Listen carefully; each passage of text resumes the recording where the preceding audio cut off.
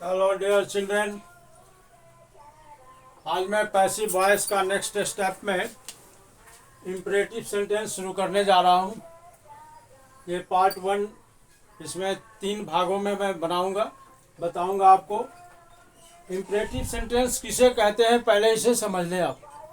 जब तक इसे ना समझेंगे आप उसको पैसिव में बनाना नहीं सीख पाएंगे। इम्परेटिव सेंटेंस पहले मैं शुरू कर रहा हूँ जिस सेंटेंस से केवल ऑर्डर का बोध होता है, कमांड का बोध होता है। ऑर्डर या कमांड मतलब आदेश, आज्ञा का, जिससे आज्ञा का बोध। जैसे कुर्सी लाओ, हम किसी को आज्ञा देते हैं कुर्सी लाने के लिए। एक गिलास पानी लाओ, तो हम आज्ञा देते हैं कि एक गिलास पानी लाओ। ये आज्ञा है, कमांड है, ऑर्डर है। पंखा बंद कर दो, ये कमांड है। हल्ला मत करो, ये कमांड है।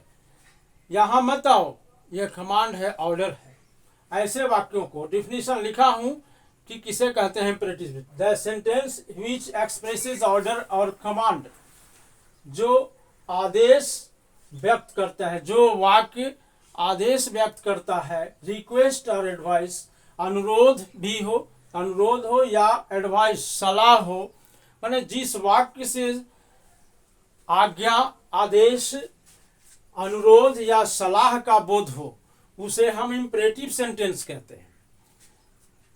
तो इम्परेटिव सेंटेंस अंग्रेजी में जब हम बनाते हैं तो इसको पहले सीख लें कि हम वर्ब से शुरू करते हैं। यहाँ एक्टिव का स्ट्रक्चर मैं लिखा हूँ, वर्ब प्लस ऑब्जेक्ट, उसके बाद कोई कॉम्प्लीमेंट आता है तो देंगे हम, लेकिन वर्ब और ऑब्जेक्ट पहले होना चाहिए। वर्ब से ही शुरू करते हैं। अगर रिक्वेस्ट आता है तो पहले काइंडली लगा देते हैं, काइंडली या प्लीज पहले लगा करके। जैसे कृपया यहाँ बैठिए, प्लीज सीट हियर, इस प्रकार से कृपया लगाते हैं। या अंत में काइंडली या प्लीज अंत में भी लगा सकते हैं। एडवाइस भी होता है तो एडवाइस में वर्ब से ही शुरू करते हैं। अब हम इसके बारे में बाद में पढ़ेंगे, अगले बार बताऊंगा। आज मैं केवल जो कमांड वाले वाक्य हैं, जिससे केवल आज्ञा या आदेश का बोध होता है, उसके बारे में बता रहा हूं। तो ऐसे वर्ब से शुरू होते हैं।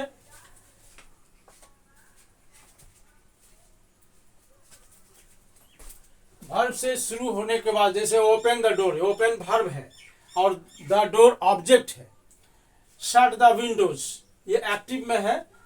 शट द विंडोज, खिड़कियां बंद कर दो। दो ओ आता है, दो ओ। डोंट प्लग द फ्लावर्स, फूल मत तोड़ो। इस प्रकार से आदेश है। ऐसे को पैसिव में बदलने के लिए लेट से शुरू करते हैं। लेट के बाद ऑब्जेक्ट रखेंगे और तब बी लगाएंगे, और बी के बाद हम V3 यानी past participle of the verb का प्रयोग करते हैं।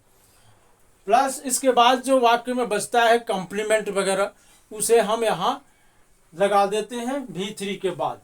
अब देखें यहाँ जो वाक्य में लिखा हूँ ओपन द डोर, तो यहाँ देखें वर्ब है ओपन, पहले लेट लगाएंगे। पहले को बनाएंगे तो पहले लेट, उसके बाद ऑब्जेक्ट लिखा हूँ, ऑब्जेक्ट द डोर है, द डोर। इसके बाद बी है तो बी लिखेंगे V3, जहां ओपन का V3, ओपन वर्ब है, opened. Let the door be opened. अब इसमें कोई कॉम्प्लीमेंट नहीं है, बस वाक्य कंप्लीट हो गया। Let the door be opened. उसी तरह shut the Windows, let the Windows be shut. इसका all the 3 forms of the verb shut remains the same. इसके बाद don't pluck the flowers, तीसरा है don't pluck the flowers। जब not आ जाए, don't पहले लिखते हैं। don't मतलब नहीं, pluck the flower, फूल मत तोड़ो। let the flowers, not लगाना हो तो यहां हम not ऑब्जेक्ट के बाद लगाते हैं, याद रखेंगे। Let the flowers not be plucked, let the flowers not be plugged, इस प्रकार से हम बनाते हैं। इसे आप समझ गए होंगे। I hope that you must have understood it. Now some examples I give you. More examples, more knowledge. Without more examples, you cannot understand anything very well. So I insist on giving examples. Here I give more examples. Look here and be attentive to.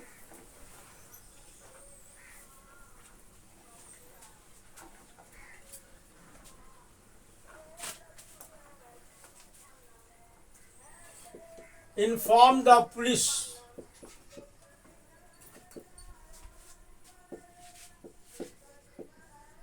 Of the accident.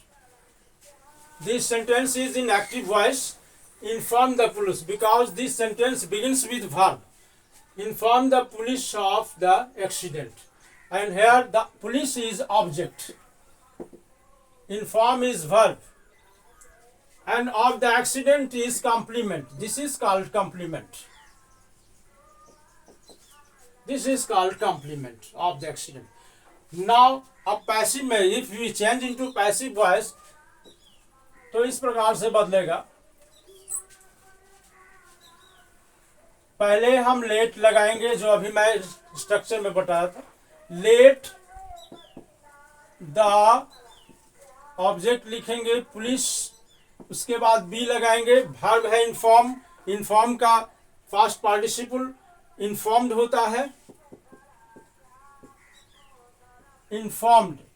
और तब जो complement है, पूरक है, जो वाक्य का पूरक है, ये मुख्य वाक्य वर्ब और ऑब्जेक्ट है, उसके बाद जो बचता है, अब इसके बाद हम लिखेंगे informed of the accident.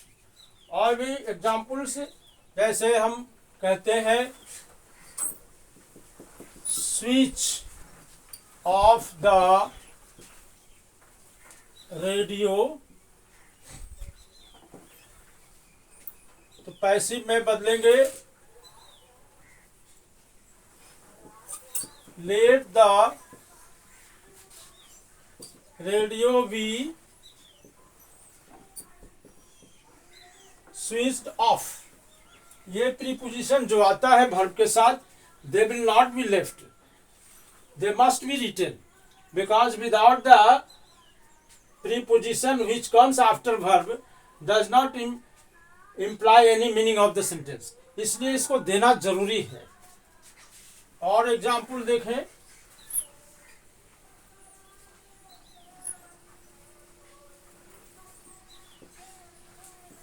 Place the chair in the corner for the people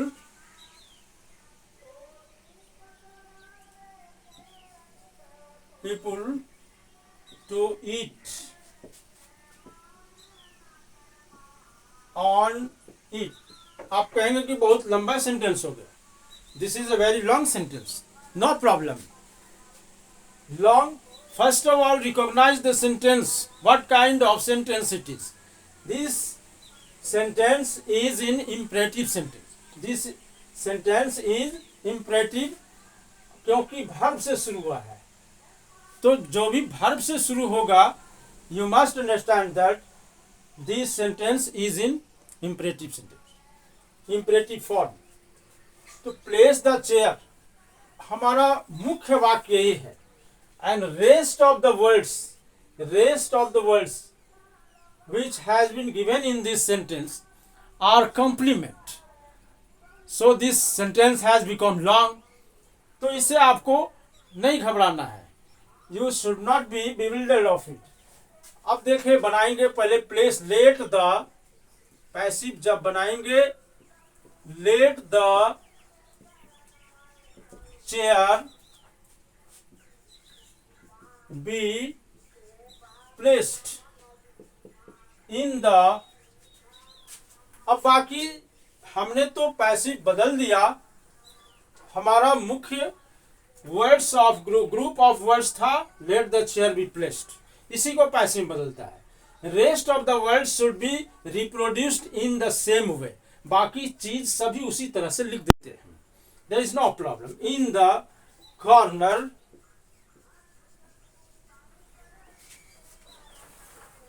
for the people to eat on it, इस प्रकार से बदलते हैं।